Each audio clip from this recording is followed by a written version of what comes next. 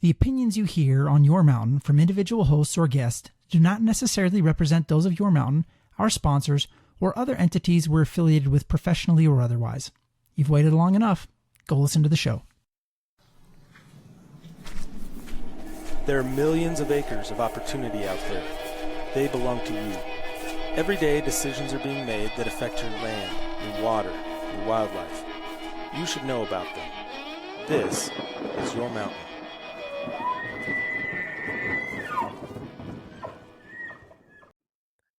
Hey, everybody, and welcome back for another episode of the Your Mountain podcast. A month after the last one, I recognize that. I'm your host, David Williams.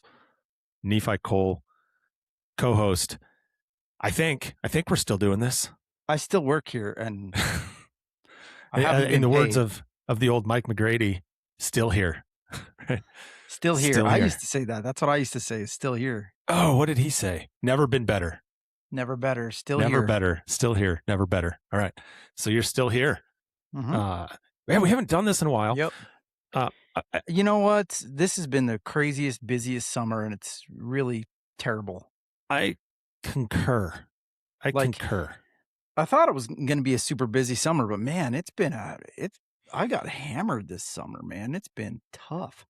I'm right there with you. There's just been a ton going on.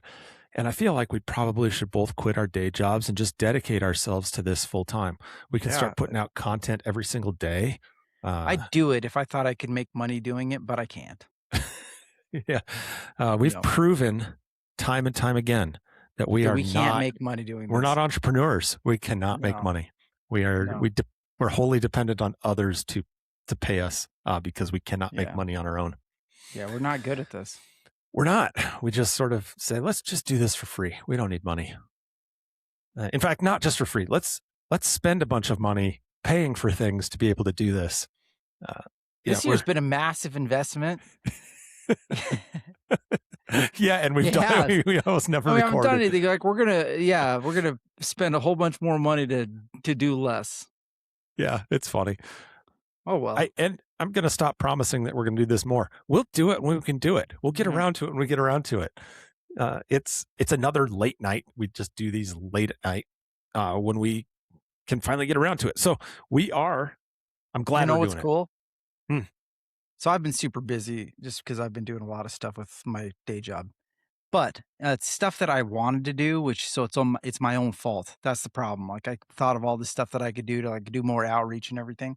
So I put together this big outreach plan, and then you put together the plan, your boss green lights you to do it. So then you actually have to do it. And it's been long. But one side note that was kind of exciting is I've done a lot of shooting events with people, a lot of introducing people to firearms and suppressors and things like that. I'm very excited because my son is just turning 16 and just won a national qualifier for the National Rifle League for NRL Hunter and is going to nationals. And so I'm really excited about that. So he's going to the national finals for his National Rifle League Hunter Series. So that's congratulations, cool. Griffin. Super cool. That is cool. Congratulations. Is that going to cut into his football time this fall? You know, what's funny is it's actually not, because what's going to happen, his coach was super excited about it.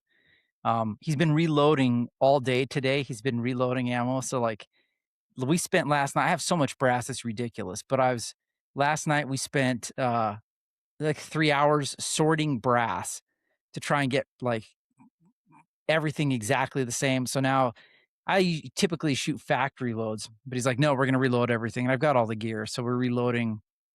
For this one, he wants everything to be perfect. So we're reloading everything. And it's just he's obsessed about it, but he's really he loves to fly fish and he likes to tie his own flies. So I'm lazy. I don't like to do that kind of stuff, but he loves it. And so of course he's totally into reloading. And so, this whole, just measuring everything and dialing everything and scrubbing everything, just all that kind of stuff. He just thinks it's the best thing ever. So he's been doing that. But his football coach is pumped because he thinks it's a great experience for him. And then it's in the national finals are in Clovis, New Mexico, which is kind of a cool spot. and it's kind of not by anything. So we're going to drive to Clovis, New Mexico. And then I actually have a meeting in Colorado Springs on Monday, and that's when his football camp starts. And so my meetings are Sunday night and Monday. And so I'm actually I'm gonna fly him back. So I'll be driving the truck with all the guns and everything, and then we'll stick him on an airplane in Colorado Springs and send him back home. It'll be his first flight all by himself too. So there you go. That's next We're week. old. I'm old. You're doing that next No, week? it's Oh. actually Like in September or something? second weekend or the first weekend. So I think it's the 6th through the 9th of August. Clovis, New Mexico.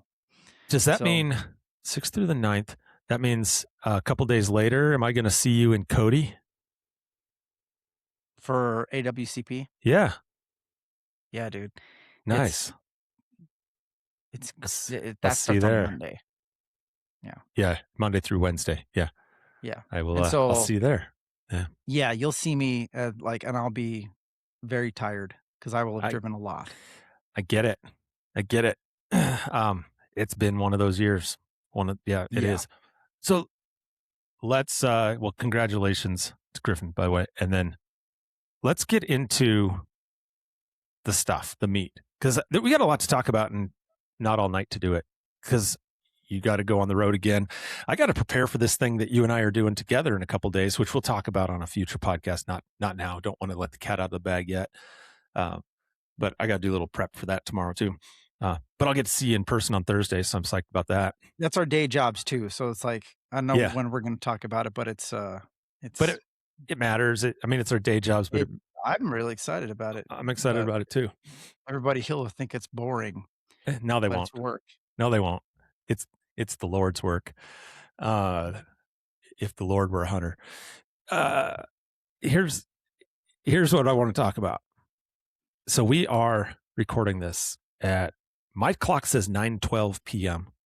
on July 14th. And earlier, let me just say, we're going to talk grizzly bears. That's what we're going to do. That's going to be one of the things we talk about. We're going to talk grizzly bears. We're going to talk Grand Staircase, Bears Ears, national monuments. We might talk Endangered Species Act, harm rule. We'll see how much time there is if these other two things take some time. Well, let's start with grizzly bears, because why not? Because there's actually some news to talk about. Although we're a little bit ahead because I actually haven't read the news. But anyway, this evening, there was a news conference on a windy day in Montana, a press conference. And it included the governors of Montana, Idaho, and Wyoming, and Secretary of Interior Doug Burgum. And so immediately, I saw this yesterday, I think, and immediately this announcement, I'm like, this is grizzly bears. This is what this is about. You don't get these three governors together for some secret announcement, and it's not about grizzly bears. So the question is, what was it going to be about? And if you watched the press conference, you'd walk away kind of confused. If you don't know much about the Endangered Species Act structure, you'd walk away, and I will bet that most people walk away thinking grizzly bears are being delisted. I got a bunch of texts from people saying, so were grizzly bears just delisted? And you said, no. And I said, no. You don't understand how it works. Yeah. I was like, yeah. That's not how this works. That's not what just happened. But the press conference made you think the grizzly bears were being delisted because everybody got up and said, it's time to return management to the states. Grizzly bears have recovered. It's time to recognize that recovery and turn management back to the states. That sounds like delisting, doesn't it? It does sound a lot like delisting, but it's not delisting. But there is room in the Endangered Species Act for states to take a greater management role, even when something's still on the list. It's true. Can I tell a story? Crazy idea, right? Crazy idea. I mean, it's a crazy idea. How old is that crazy idea, Dave? How old? So let's say exactly what happened here. So what happened is the announcement was that there would be what's called a 4D rule, which just means subsection 4 or section 4 subsection D of the Endangered Species Act, 4D. For threatened species, you can write special rules for the management of those species to help advance the conservation of that species, right? That's at the very high level. There's authority in there to do that. There are 4D rules for all sorts of species. Heck, there's been a 4D rule for grizzly bears in some way or another since 1975. There have been different iterations of the 4D rule. So this isn't the actual use of a 4D rule isn't a novel concept. It's how, or the extent and how the 4D rule is written in this case that makes it a little bit more of a novel concept. So, and here's the interesting piece. I actually haven't seen the rule. So we're going to talk about something that I actually haven't seen. But I have a pretty good sense of what's in there from conversations I've had over the months with various people in various places about it. So here's the thing. Can I say this part, Nephi? Like watching, I'm going to say it this way, and then we'll talk about it. And I texted you this a little bit. I was like, I got a little bit emotional watching this press conference because, and you can go back and listen to older podcasts we've done about this because we've talked about this concept before, because it's actually like a brainchild of that I had years ago. Like that's kind of where this idea originated. I don't want to take ultimate credit. The politicians get to take the credit. The politicians get to take the credit, but this is a concept that we've talked about before. I think we talked about it on this podcast. We have talked about it on this podcast. And I think we talked about it like a decade ago on this podcast. It was a while ago. Yeah, it's been a long time. So I want to set a little background for this. Yeah, please do. So there's a lot we're going to talk about with grizzly bear delisting and is this the right thing and this is the wrong thing. But Dave, 14 years ago or so, it might have been only 12 years ago, but I was sitting in a room with the governor of Idaho, the governor of Montana, and the governor of Wyoming, and the director of the U.S. Fish and Wildlife Service. And we were talking about grizzly bear delisting, and one thing was clear from that meeting. Everybody believed that grizzly bears should be delisted. Everybody wanted them to be delisted. And Dan Ash made the excuses for why they weren't going to be. And so I think that was the director of the Fish and Wildlife Service at the time. Yes. And it was really interesting to kind of sit there and listen to that and then have those governors going back and forth and then have these discussions and to realize just, how political that was. And that was a very small meeting. It was 3 governors, a single staff member for each governor. It was the director and 3 aides, I believe. And, and everybody in the room knew that this had become political. It was in light of that Wyoming started looking for, and people were talking about new ways to do this. And so people know your background. When you came on at the governor's office, I was there working energy and water issues, and you came on specifically to work endangered species issues for Matt Mead. I mean, that's how important it was for Mead. And it was because of your history, your track record with working those issues on because of the kind of the ideas and the expertise you had, and also the rapport that you had and the credibility that you had. And it's been really exciting it's been fun to see stuff happen and to kind of, this is a big deal to see this happen. But this idea isn't new and they didn't come up with it. So go ahead. Yeah. So the inside baseball on this, to your point about when I came on board, one of my big roles was, as you know, Nephi, and we've talked about this a little bit before on the podcast, is one of my roles, the all the governors in the West are members of the Western Governors Association, which is a consortium of governors that try to leverage their influence on federal policy and that sort of thing. So our boss, Governor Matt Mead, had been named the chair of the Western Governors Association, and the chair gets to launch their own initiative, which is a year-long process. You pick the topic that is of import to your state, that you want the Western governors to focus on, that you want to use as a platform to bring people together to talk about the challenges and try to identify some of the solutions to some of those challenges. And our boss's topic was the Endangered Species Act and species conservation more generally, because some of the challenges we'd faced in Wyoming with wolves and grizzly bears and Preble's meadow jumping mice and other things, right?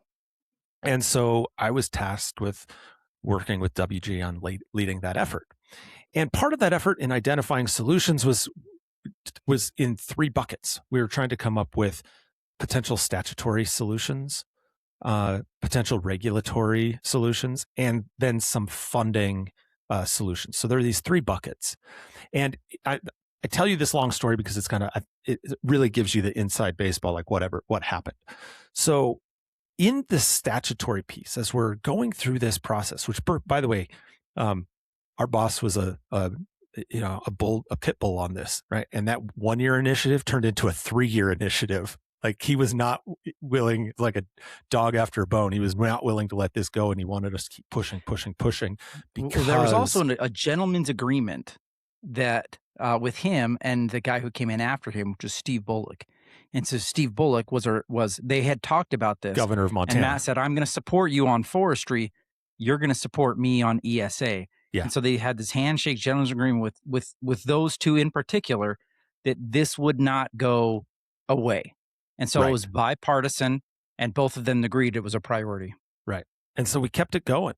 And we actually started to develop these statutory recommendations that were intended to actually make the act work functionally better. You can't, if you're a practitioner, you can't look at it and say, this is a perfect piece of legislation, right? There are things that can work better and don't translate better. Some people, when you hear somebody say better, they mean, oh, you're trying to make it easier to delist or easier for economic development to occur or so forth. No, just more efficiently operating the act. And one of the issues that we dealt with in the state was related to constant litigation over wolves and then grizzly bears. But gray wolves had been litigated in Wyoming and Montana and Idaho, and then also in the northern Great Lakes states or western Great Lakes states, something like 10 different lawsuits, right? Just constant litigation. So I was sitting with a friend, and you'll know this, you'll laugh at this because this is also the same, this is the restaurant where ideas are born. It's the same place where the Your Mountain podcast was birthed. Little Phillies. This hole in the wall Philly cheesesteak shop in Cheyenne. And I was having lunch there with a friend at the Attorney General's office, and we were talking about this litigation piece, and we were saying, well, wouldn't the most elegant solution to be that we just delay judicial review until the end of what's called the post-delisting monitoring period, meaning after a species is delisted, the Fish and Wildlife Service has annual monitoring of it for usually 5 years after delisting to make sure that the state plans are working effectively and the species is still rocking and rolling. And so we said, this seems elegant. We're not going to take away judicial review. We're just going to postpone it for 5 years until the end of the judicial or until the end of the post-delisting monitoring period. And that will make people realize that states are capable managers of these species that were once listed, and will reduce the risk of litigation, the threats of litigation. It'll just be more efficient. We'll just stop with this litigation. And so we drafted this on a napkin, and I took it and I got it put into this WGA process and shepherded it all the way through. And on the back end, it became one of the recommendations for statutory review. And it made it into a bill that we worked with Senator John Barrasso on, and a couple of Democrats, by the way. It wasn't just like this was going to be a bipartisan bill. That's a story for another day why it turned out to not be. But we got this in there, and then we started socializing it, and there was a discussion draft out, and we had Hill briefings, and we had a discussion draft hearing. So it was really just, there wasn't a formal bill that had been dropped, but we were socializing these concepts. And I quickly found out that provision I thought was so elegant was the poison pill for this bill. Like the environmental community that kind of makes a living off of suing off of this stuff, and had the ear of the folks like Raul Grijalva, who's passed away since, and many other members. Like, it was going to mean this bill had no chance of moving. Like, we had to fix this. And so I got the call, and I was talking with committee staff, and they said, well, since you put this in here and it's now the poison pill, you have to come up with a new idea to fix this. So that's where I came back, and I've got all the draft language. I proposed at that time using the 4D rule in a more flexible way to create what I called an insurance policy. The idea was, write a 4D rule in a way that once certain benchmarks have been met on recovery, you can incrementally return management authority to the states up to full management authority. They just take over management of a listed species. That's right. And it remains listed. The states are managing it. And then if litigation happens when you propose to delisting, that just happens. And as far as pendulum swings, you get the predictability and certainty of management. Like, here's who I talk to, here's how the bears are managed, here's how I deal with conflict, here's how all the things. You have consistency, and then you let the fight over the politics and the biology of the delisting play out in a different way. And so people kind of understand why that's important. It's because, like, a lot of times on Endangered Species Act issues, the argument, the lawsuit will be over the state plans for how you're going to manage this thing after it's delisted, right? So it comes in and they say, like, well, that's a great idea, Wyoming, but it's not going to work. And then the lawsuit will be over all the things, the reasons it's not going to work. And so here's the concept. The concept is, well, and so, you can't delist, this fish, because clearly your plans don't consider all these things. And so if this is no longer listed, it's gonna go extinct because your plan stinks. Well, so the brilliance of this idea is you're basically implementing the plan already. All the things that you said you were going to do, all the ways that you said, like, this is going to work, this is how we will manage the species, you just start managing them that way today under federal oversight. So the federal government they're still the boss. They're still watching this. This is still an endangered species. But all the things that you said you were going to do for management to keep this species alive and great, to prove that it doesn't belong on the list, you're implementing those things for 5 years. And so when you get to the end of that period now, for somebody, when the lawsuit comes and they're like, oh, this isn't going to, your plan isn't going to work, you actually have 5 years of a track record to show whether or not it's going to work. So it helps blunt and mute those negative voices. I'd only say you maybe have 5 years. It might be 10 years. It might be 2 years. It might be 1 year. But the point is the same, is that, you'd have these data points to show our plan works. Or we caught as we were doing it, we noticed, oh, maybe we need to adapt here. And you can adapt the plan while it's still listed. And by the time you're delisting, you're just humming along, and it's just management, and there's no surprises, and people are used to it. Yeah, you have a machine that's running. You have you're moving down the road. It's operable, and it's clear that it's operable. So then your arguments are no longer about whether or not the plan is operable.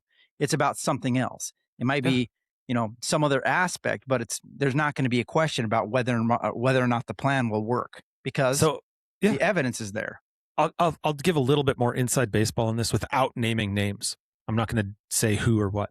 But so I developed this concept and I took it back to the committee.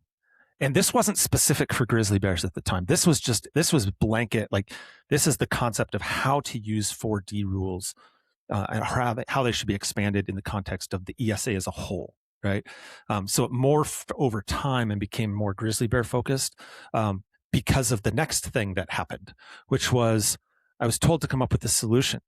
Well, I had done apparently such a good job of selling the first idea of the judicial review delay it for 5 years. I couldn't get anybody off of that. The ones that really supported that were all in on it, and they refused to hear anything about a different idea or replacing language.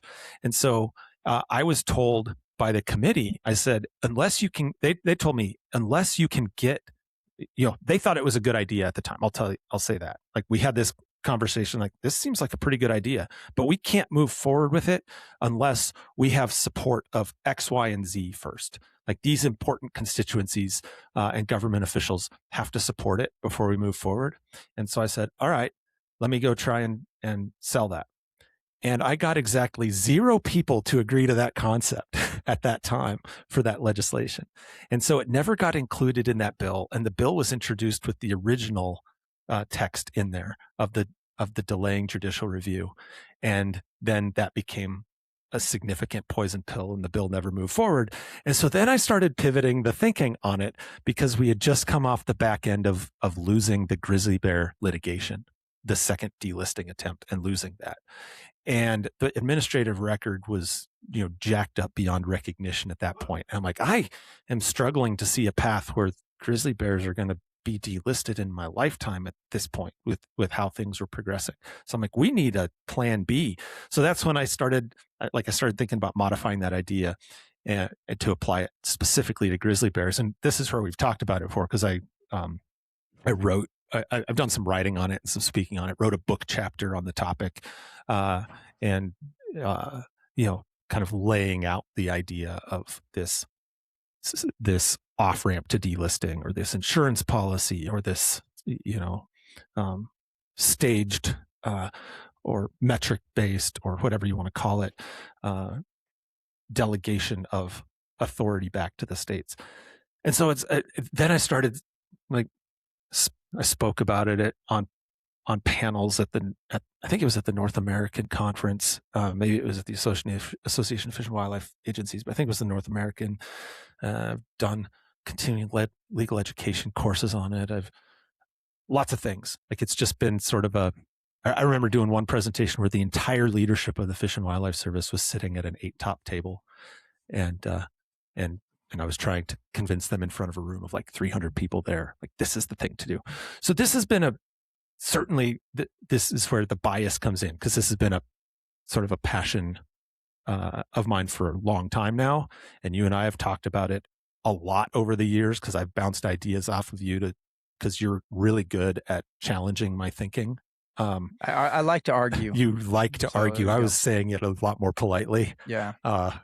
But, I really enjoyed, those conversations and conversations with others.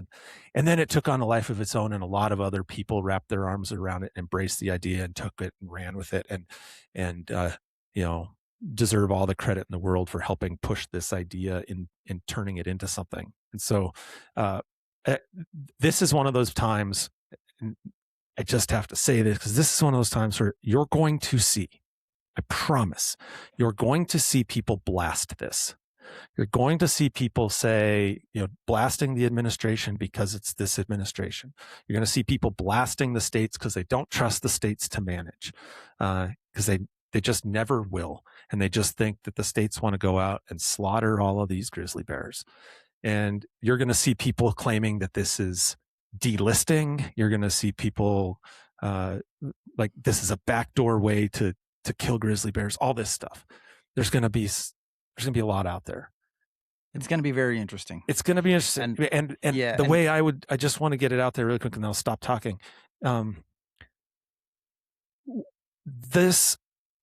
We have to start being creative with some of these wildlife management challenges and these species recovery challenges. because the old model for some of these really charismatic species of recover them to the point of recovery and getting them delisted, it's not working. It's not working. And it might never work.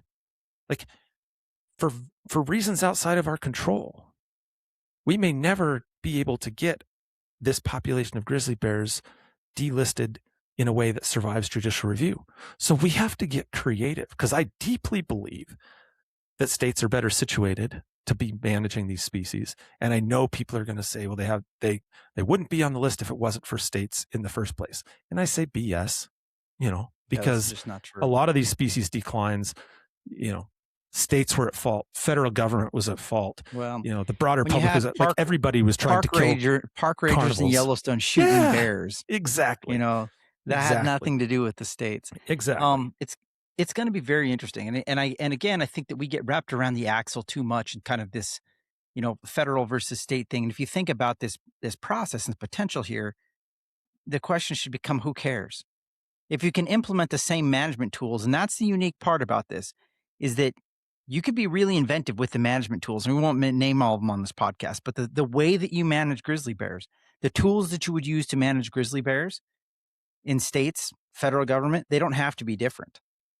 You're just talking about who's signing off on it. That's You're right. talking about being able to do the exact same things if you're willing to back away from the ego of whose name is on it. You can make it work, and you don't have to have this fight with everything. Like, that management is possible no matter whose name is on the stamp that you're whacking the different decisions with. And that's what's kind of exciting about this is, like, it's an innovative, collaborative way to do it. It's the best way to do it, I think, moving forward at this moment. And absent, everybody knows bears should be delisted, and the fact is we're not getting there. Why do we want them delisted? Because there are certain activities that states, they need to be able to do for the good of their communities, for the good of all the other wildlife population around those bears, for the good of the bears themselves. There's management tools that need to be employed on the ground. Well, the states have the ability to do those things. They have the expertise, they have the people, they have the ability to do it. What's stopping them? It's the status of being endangered and the federal government protecting them. So why not collaborate? Why not be able to leverage all those assets and that expertise at the same time for the benefit of the species? And who cares what label's on? Who cares what label's on? If you're getting the work done at the end of the day on the ground, who cares? Yeah. And so that's what this does. This moves past that argument, and it gets to just doing what's best for the species and what's best for the people around the species and everybody involved. And if we can do this, then it's a great example if we run into something like this again with another charismatic megafauna, to be able to deal with it in another equally inventive way. And this is a really good idea. It's been a long time coming. We've talked about it a lot. We have. And so that's where it's interesting to see it moving forward. If those of you who would like to talk about it, you can go on and you can make comments. There's also going to be a series of public meetings where people will be able to comment. Those public meetings were going to be in January. There'll be a virtual public meeting. You're looking at the different rule. You're looking at the wrong rule. They haven't published. Which rule am I looking at? You're looking at you're looking. They have not published yet this proposed rule, and also you're talking January. So you're talking there was a proposed reclassification in 4D rule over a year ago. All right. Sorry, everyone. So what? I was really but there will be a 30-day comment period on this. Once it publishes in the Federal Register, there will be a 30-day comment period on this, and then they'll finalize it. So it's not a final rule yet. And again, I haven't seen the text. So if something changes and it's way off whack, we'll come back and we can talk about it. But I did have two quick points I wanted to make about this. One of them is... I'm reading more news, Dave. I can't pay attention to you right now. One of them is... smart again. One of them is... to be clear on this, because I know there are going to be people talking about states are going to slaughter grizzly bears, blah, blah, blah. They just want to trophy hunt. Hunting isn't allowed. This 4D rule does not authorize, does not permit hunting of grizzly bears. Okay. So I want to put that out there. The second piece I wanted to say, and you started to talk about it, you mentioned it, and I want to build off of this. I think of this. Yes, I've been pushing for this for grizzly bears for a long time now. But it isn't just about grizzly bears. My theory of the case all along has been, if you can do this for grizzly bears, if you can write a rule like this and create a pathway to state management for a species while they're still listed, like grizzly bears, and have that survive judicial review. Because let me be clear, I fully expect this 4D rule to be litigated just like any delisting rule would be litigated.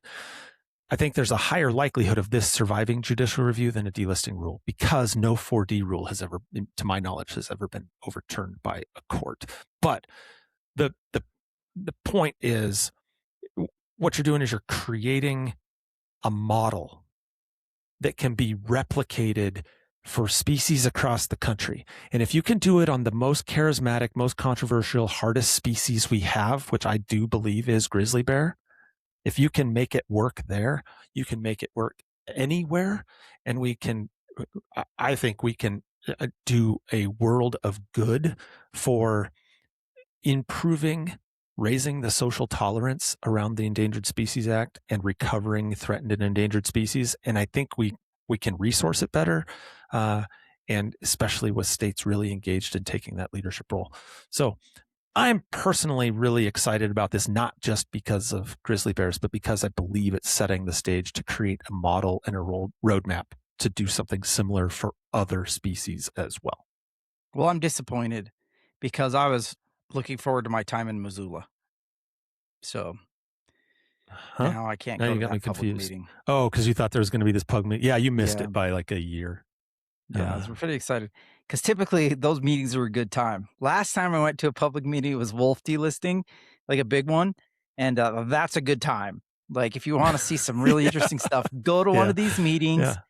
Like you will see people dressed up as wolves and bears.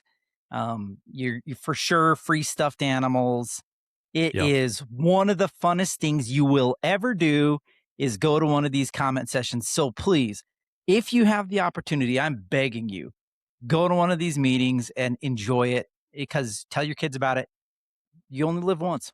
Yeah, too bad there won't be one for this. There'll be a 30-day public comment period online in their portal at regulations.gov. You'll be able to go in and submit comments as soon as it hits the Federal Register. Sorry, Missoula. Yeah, love you. So can't make it. So that's grizzly bears, and that's a little bit of the inside baseball, the stuff that happened in the past that led to thinking about stuff a different way. But again, it did start to take. I'd say I helped plant a seed, but there are a ton of people out there that watered it and helped it grow. And so huge thanks now that to we've got our everybody egos all that did patted. all that stuff. Yeah. Pivot, what's next on the agenda? Yeah, let's talk about this.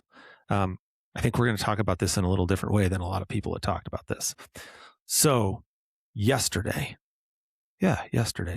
today's Tuesday, right? Yeah, Tuesday. So Monday on the 13th of July, President signed an executive order shrinking Bears Ears National Monument and Grand Staircase-Escalante National Monument by roughly 3 million acres, or by about 90% of its prior acreage. And, that sounds like a pretty staggeringly large number. Those monuments were also pretty staggeringly large in the first place. This is like,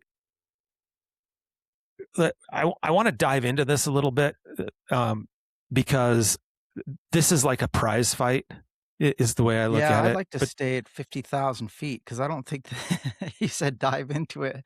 And boy, man, we can go to like 30,000 feet. There's not a lot of minutia to talk about on this. This is more like I don't know. I'm struggling for a metaphor on this one. Let me lay it out like this, because I think we need a little context here. So Grand Staircase-Escalante National Monument was created by President Clinton. Yeah. At the 11th hour, or 11:59 of his presidency. Yep. Well, with a stroke of a pen, creates, under the Antiquities Act, through an executive order, creates this huge national monument. And every member of the Utah delegation opposed it. So Every member, there wasn't a single elected official in Utah clamoring and the governor for this, saying, yes, do this. Yeah, and the governor opposed it, and probably a majority of their legislature opposed it, and county commissioners opposed it. Yeah, to your point, most elected officials in the state opposed this, and as we all know, creation. And I do think it's worth talking about because, people wonder, it would be a mistake for outdoorsmen who listen to this to not try and understand.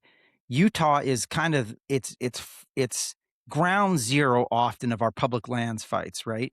Of these, efforts to privatize public lands. If you want to know why, all you have to do is go back and look at things and realize that there has been a history in Utah of people becoming very upset with federal decisions like this one that they don't think that they had any input in. And because of that, then they think it makes it really tills the ground and makes it very easy to plant a seed saying, oh, this would be much better if it were state land or private land, because then at least somebody would listen. And it's really critical to understand that when we come to these public lands fights is okay, because we all agree, we would say keep public lands in public hands. But what happened to get us here? Well, this is where these things, this is the fire. Like, you're looking at individual acts of arson that get us here. That's right. And that was one of them. But you also remember before that, there were 5 congressional designations of national parks in Utah as well. And those were not without controversy either. You think of Arches and Zion and Canyonlands and, what did I just draw a blank on the other two? Bryce Canyon and Capitol Reef. So you have these 5 national parks that are iconic, spectacular places, right? I haven't actually done the math on this. I was just looking at these numbers. But if you were to say, add up all of the acreage of all of those 5 national parks in Utah, they are less. There are fewer acres there than Bears Ears National Monument, like substantially fewer acres than just the one, let alone the 2 combined. So they were pretty controversial in their own right, but they're relatively small national parks. And so, I just mentioned that. Staircase. Yeah. So Grand Staircase. Bears Ears. Yeah. Bears Ears. So Bears Ears, then fast forward, and at the end of the Obama administration, at the 11th hour and 59th minute, basically, of the presidency, President Obama, similarly using the powers vested in the president from the Antiquities Act to create national monuments, wrote an executive order creating Bears Ears National Monument, which again is I don't have the numbers in front of me, but I want to say it, over a 2 million acre national monument. It's substantial. Right? And again, so in this instance, that was done over the objections, again, of the state delegation and of the governor and county commissioners. But importantly here, with the support of a number of the tribes that have historical ties to the Bears Ears National Monument area. And in fact, it was structured in a way to create kind of a co-management system with a tribal council of these, I believe it's 5 tribes that largely used these lands for millennia. Right? So now you have this monument that's created now with some more, I would say, competing interests. So you have the delegation that are, and others in Utah that are strongly opposed, but tribes in the area that strongly support the creation of this national monument. So the whipsaw back and forth on this is President Obama, you had 1.35 million acres for Bears Ears. Not 2 million, 1.35. Okay. First reduction by President Trump to about 200,000 acres, restored by President Biden to 1.36 million acres, and then now reduced in July 2026 by Trump through proclamation again to 121,000 acres. So a significant reduction. Now, it seems like these things aren't close to each other, doesn't it? I mean, you're talking about an order of magnitude different each time. You're talking about some serious pendulum swings. And let's talk just briefly about some of the justification from either side, right? So, and let's focus on Bears Ears for a second. Some of the justification for the creation of Bears Ears in the first place was the significance of the cultural resources in the area. Again, these 5 tribes that had had millennia of ties to this land, and there are artifacts all over the place out there, right? And then also, really unique geologic features and canyons and the actual Bears Ears geologic feature that look like Bears Ears, right? And then these just massive sweeping landscapes full of wildlife and so forth. And so the presidential proclamation was saying, this is the smallest area necessary to protect these values. It's that 1.3 million acres. That's what we need to do to make sure we protect all of these important scientific and cultural values. And the Trump administration comes in and says, it's supposed to be the smallest area possible to protect the values of this area. And they map, what they deem as meeting that Antiquities Act requirement and say it's this 100 and whatever thousand acres. There's also something in that proclamation that says we also have a national security reason for reducing this, which is we need the critical minerals that are in deposits that are in certain areas of Bears Ears and Grand Staircase, and we need to be able to explore those to meet our national security needs. So there was an element of, we need to get in there to be able to mine this, although that's not what was said at the public signing ceremony. You might think that, I don't know if you saw it, Nephi, I don't think you did, but I watched it. This is the part where I got to lay this out there, because this is where then we can start talking about the haymakers, because, you have the statement made by the president and then supported by others in the room through the delegation and other parts of the administration, saying that the monuments currently do not allow hunting, do not allow fishing, do not allow grazing. And I think one of the lines was, you can barely set foot on them. You can't even really set foot on these lands, like implying that they're just absolutely locked up and unusable. Right? Well, I mean, people hunt on them every year. The management plans for both of them allow hunting. People hunt on them every year. People fish on them every year. People recreate on them every year. There are huge areas where you can, where recreational shooting is allowed. Livestock grazing is still allowed on both of them. The things that are prohibited are new oil and gas development and mining. Every other activity is largely allowed in those monuments. But you do have some people saying, look, some parts of the management plan closed down roads and made access effectively impossible, because unless you can walk the 20 miles, you're never going to get to this spot, right? So they're not trying to say you physically can't go there, but it's not, we didn't put a lock on it and you can't walk on it, but it's saying some of the stuff has been made so that a very tiny segment of the population can actually access it because of the way the management plans for the monuments were written. So you have on one side maximizing this, preserving this landscape, preserving these resources, avoiding road building, all that sort of stuff. And the flip side saying these should be multiple use lands. People should be able to access and use these lands. And this is far too restrictive. And also this exceeds the authority of the Antiquities Act, and the president shouldn't have the authority to, with a sweeping pen, impose this kind of a burden on states. So those are kind of the two competing arguments. But really what you're seeing, in my opinion, is just one side or the other swinging haymakers, right? It's, okay, first of all, we designate these at the 11th hour. And then you have the Trump administration come in the first place and shrink it dramatically. And then the tit for tat, the response to that is the haymaker from the Biden administration saying, not only am I going to reinstate this, but I'm going to add additional acreage, make it a little bigger, right? And so then the Trump administration comes back in and says, not only am I going to shrink this, I'm going to even make it a little smaller than I made it before. Right? And it's just like, if you actually want to have conservation of a landscape, this beating each other up, flinging haymakers every 4 years or 8 years and swinging these pendulums back the other direction, that doesn't get you any kind of certainty or predictability, right?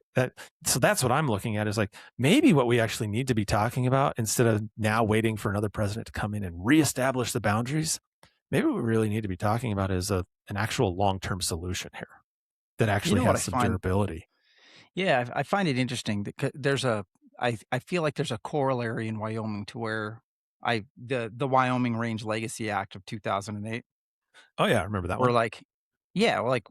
Senator Thomas's legacy that Barrasso finished. Yeah, why don't we do something like that? And so for those who are unaware, it's a phenomenal area that you should never elk hunt in. It's not, elk hunting's not. I mean, I haven't seen you pull a lot of big elk out of there, so maybe it's not that great.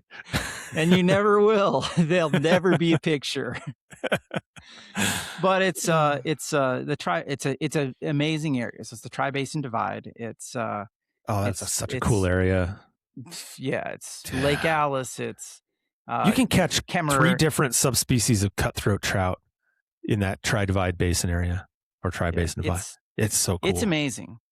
And it's one of the areas, in fact, if people want to go see it, there's a Meat Eater episode where Steve hunts there.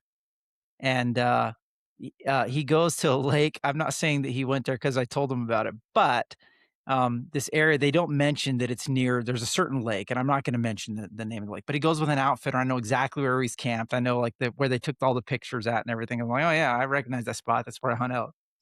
But it's a really, really phenomenal location because it has wilderness-like characteristics, but it's not a wilderness. And so that's what the Wyoming Range Legacy Act of 2008 did. It protected it in such a way where it protected it from permanently banned new oil and gas leasing on 1.2 million acres of the Bridger-Teton National Forest. At the same time, it still allowed uses like, it still allowed you to, there are roads there. So you have these wilderness-like area that is still close enough to a road that you can get your horse trailer in there and then get your stock, 10 miles, and then go 10 miles and be, in the middle of nowhere and feel like there's nothing around you. And you can hike to those same places. You can use mountain bikes there on the trails that are single track, things that you can't do in wilderness areas because they're prohibited. You can do photography there. You can film things, and you don't, where you have those prohibitions in wilderness where you can't. And so it, which is one of the reasons that I shared it with, I was like, hey, if you want to go to a place that's amazing in Wyoming, you can still take a picture and share it with people. You should take a look at this. And it makes me wonder why we don't find more.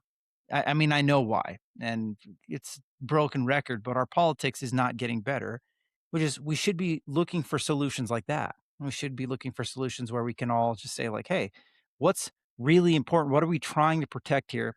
Like the grizzly bear, right? Coming full circle. This is not something where we can't find a solution.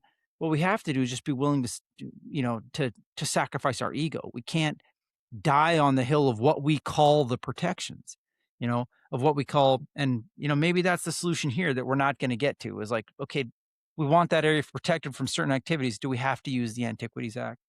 Do we have to, is there, and I'm not saying yes or no on this. I'm just saying like, these are discussions that we should be arguing about, Dave. Yeah. You're dancing around something. Can we be provocative and controversial? Absolutely. I have a theory why that worked in Wyoming. Why?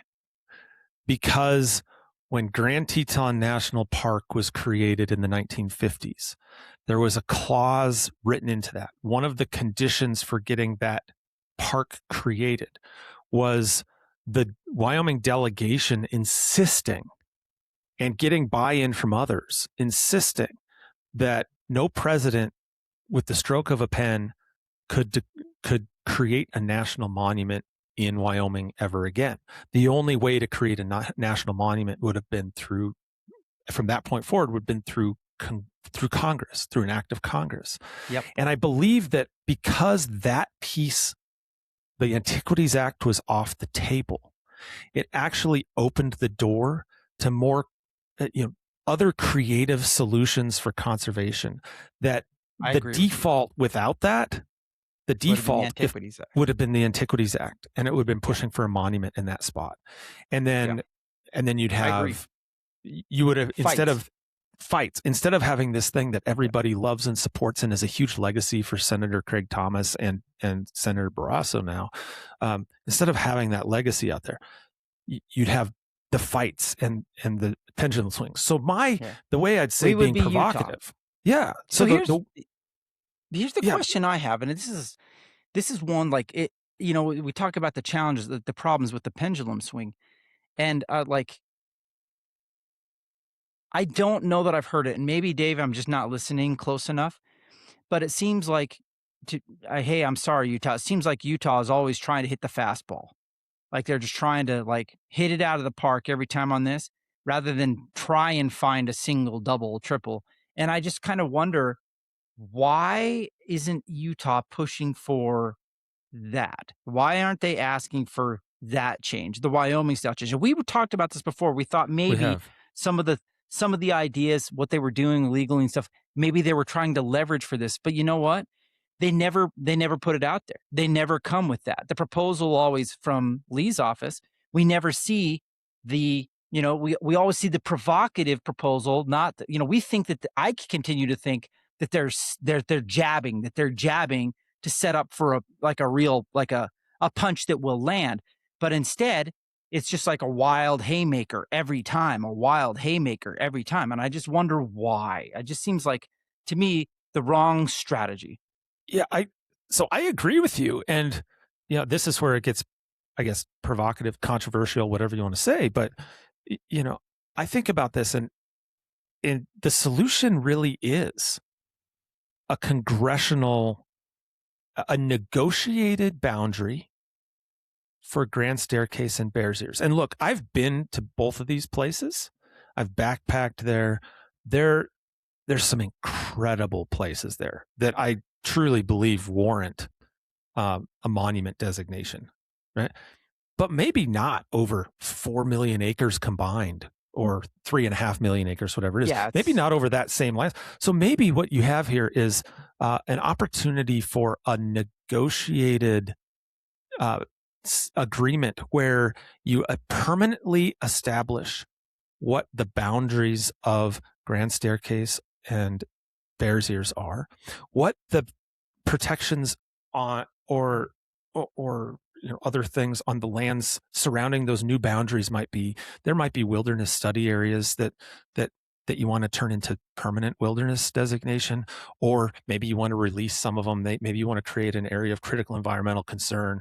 Maybe you want to open up a part to more multi-use recreation. I think about this, and this is in the monument context, but it's not dissimilar from what Senator Frank Church did in Idaho. The Frank Church Wilderness in Idaho is one of the most unique wilderness areas in the country because it actually has a couple of roads and some inholdings in it. There's a landing strip that planes can land in, and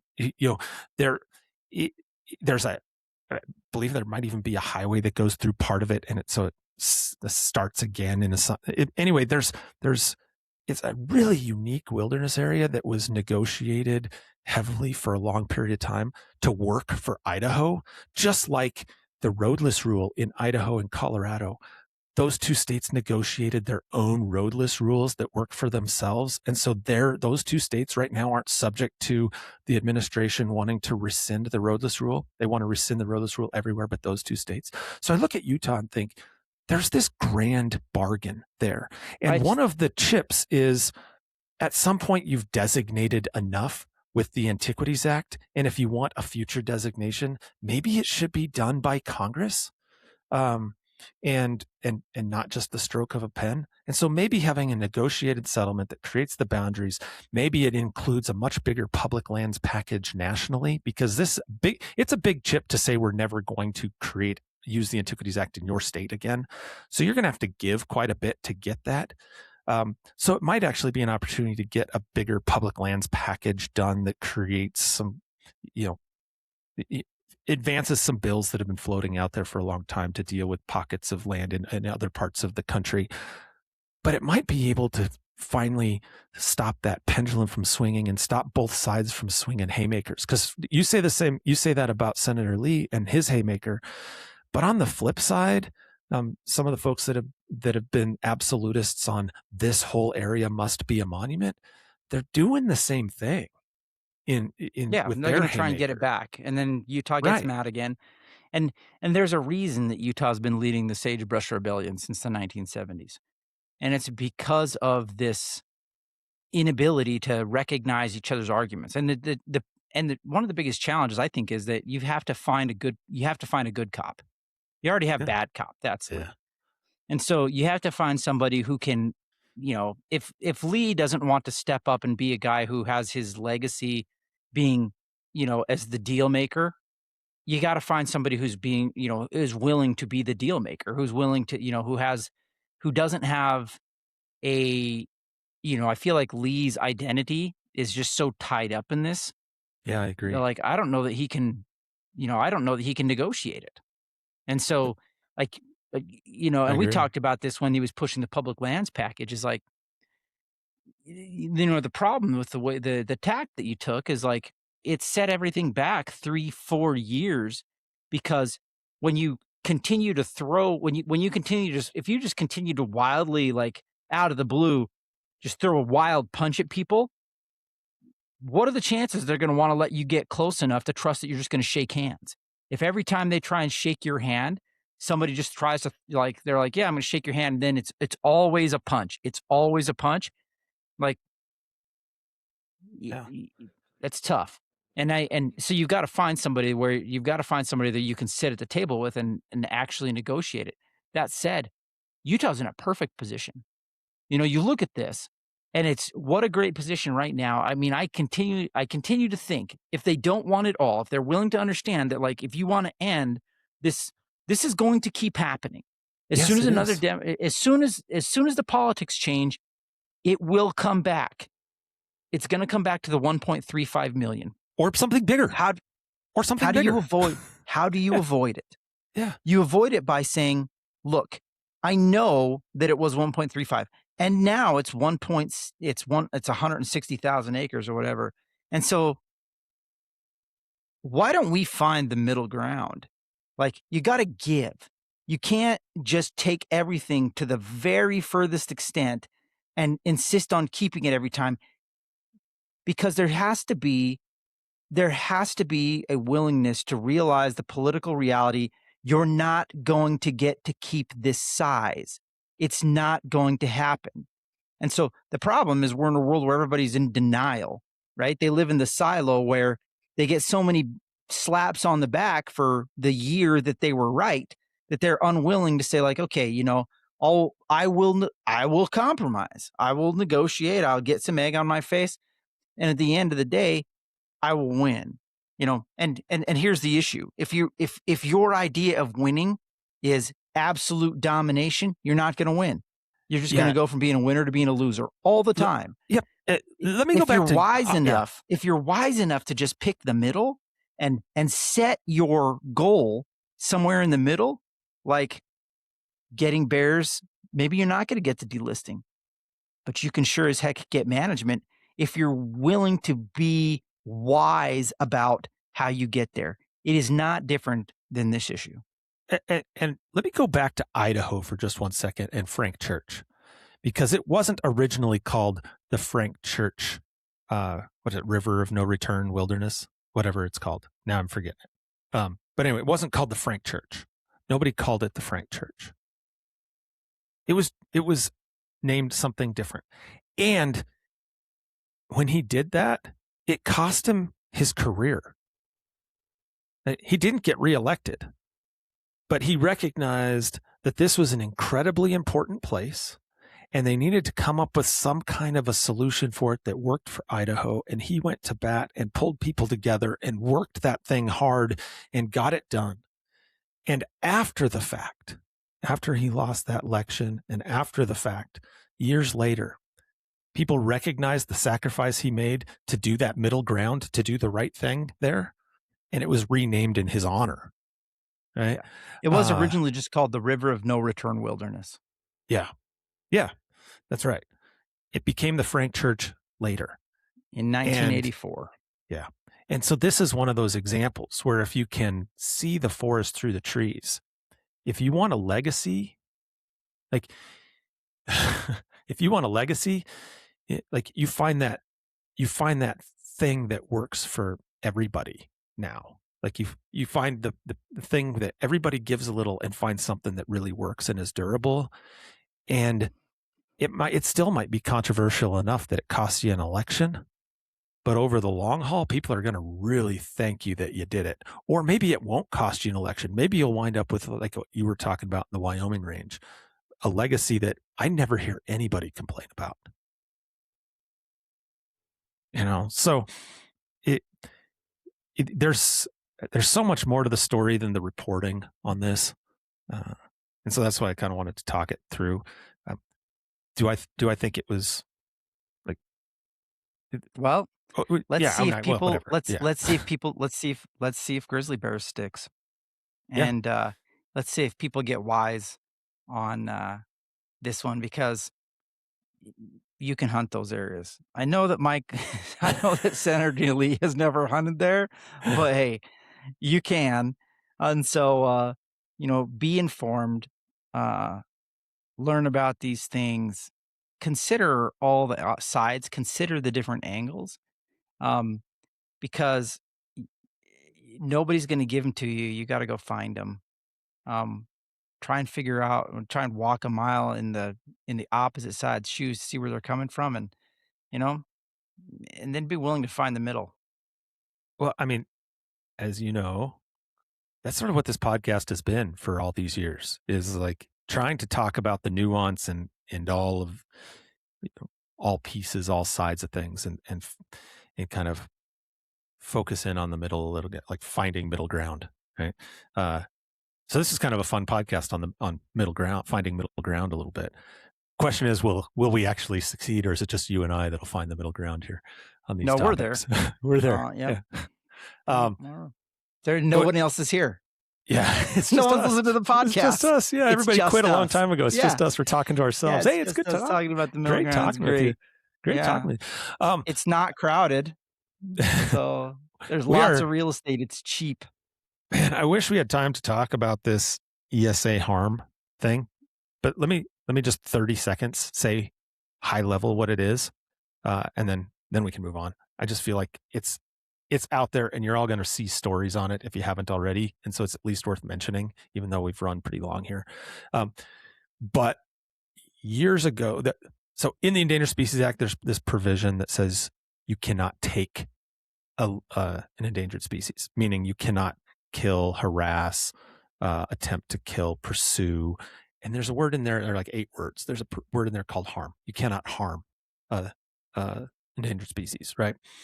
And the Fish and Wildlife Service years and years ago wrote a rule defining harm as you cannot modify the habitat of that species in a way that results in the take of that species. Like if an animal dies because you modified the habitat, or multiple animals die, like you can't do that. Habitat modification is harming the species. Right?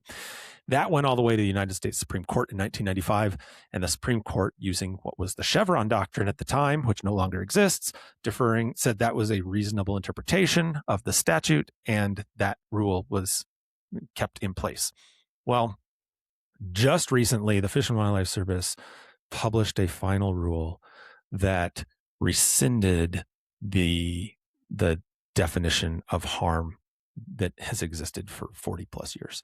And in doing so said, really, harm only means the direct take of a threatened or endangered species. or particularly endangered. So if you directly take it, then you've harmed the species. So this has two really quick big picture implications here.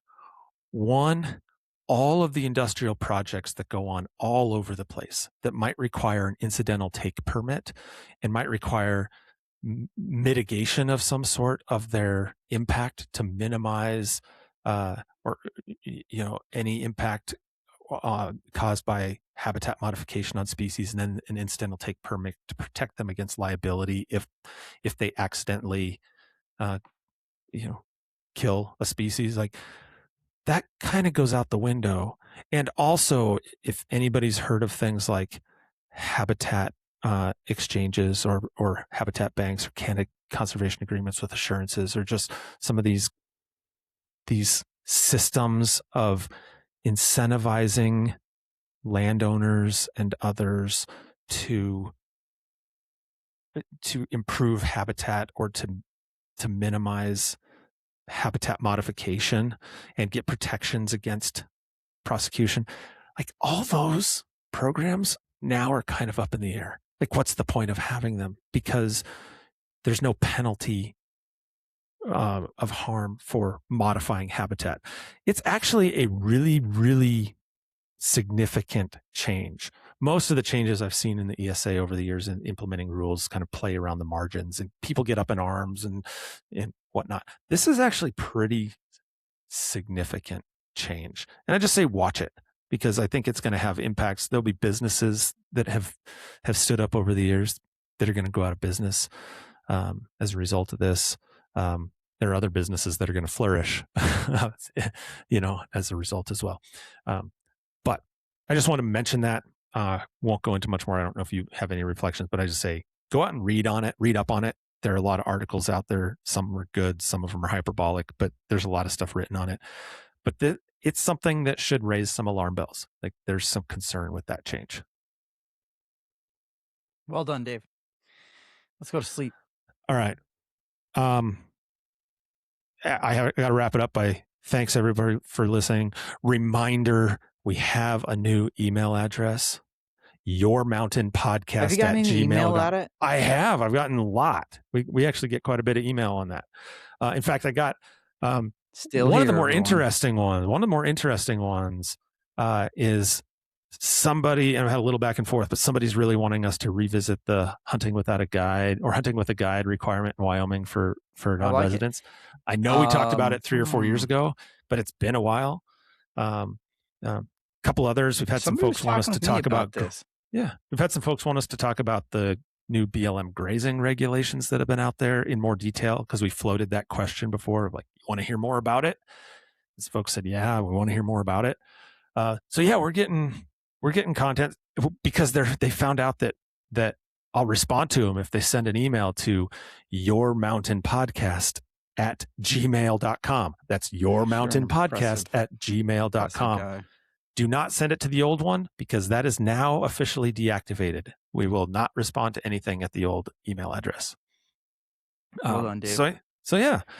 So do that. Send us emails. Tell your friends to listen to the podcast. Please get the word out. Watch it on YouTube. Listen to it on Spotify. Go to iTunes, wherever you go. Leave us a review on all the things that everybody says at the end of these things. Thanks for listening. And everybody, remember, as always, I have a quick question for you. Never mind. I'll pause. Go ahead. Are we the longest running podcast based in Wyoming? There might be one with Wyoming Public Radio that's gone longer. We've got to be up there. Not like, I mean, we're for sure the longest running independent natural resource podcast in Wyoming. I think that's right. Yeah, I think that's right. Well, there's no doubt. Like, the question would be if PBS has, like, if they have the same title, or if we are the longest running title of a podcast in Wyoming. I don't know. When you don't have any, when nobody's paying you to do anything, they can't cancel you, right? Can't fire you, can they? Yeah. So it's good stuff. Anyway, that's an interesting thought to end on. I'm going to think about that. Peace out. And remember, now I'm going to say it. Life is about experiences. See you Thursday. and go have one.